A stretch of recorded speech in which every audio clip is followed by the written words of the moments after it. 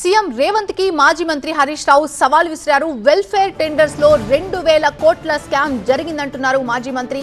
ఈ విషయంలో సీఎం రేవంత్ తో చర్చకు రెడీ అంటున్నారు.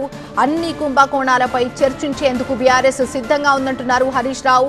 సీఎం రేవంత్ కి మాజీ మంత్రి హరీష్ రావు సవాల్ విసిరిన బ్రేకింగ్ న్యూస్ చూస్తున్నాం. వెల్ఫేర్ టెండర్స్ లో 2000 కోట్ల స్కామ్ కు సంబంధించిన బ్రేకింగ్ న్యూస్. ఈ విషయంలో సీఎం రేవంత్ తో చర్చకి రెడీ అంటున్నారు. అన్ని కుంభకోణాలపై చర్చించేందుకు బీఆర్ఎస్ సిద్ధంగా ఉందంటున్నారు మాజీ మంత్రి హరీష్ రావు. 2000 కోట్ల రూపాయల టెండరు, ఈ టెండర్లలో అవకతవకలు జరిగినాయని చెప్పి మేము చెప్పాం. అది 680 కాదు 2000 కోట్లని. ఆర్ఎఫ్సిలో అనేకమైనటువంటి మార్పులు చేశారని, ఇందులో అనేక అవకతవకలు జరిగాయని, గతంలో బీఆర్ఎస్ ప్రభుత్వం హ్యాండ్లూమ్స్ కార్పొరేషన్కు, లిడ్ క్యాప్కు, రాష్ట్ర ప్రభుత్వ రంగ సంస్థలకు ఇస్తే మీరు గుజరాత్కి చెందిన కంపెనీకి వీటిని కట్టబెట్టి తెలంగాణ బిడ్డలకు, తెలంగాణ కంపెనీలకు మీరు అన్యాయం చేశారు.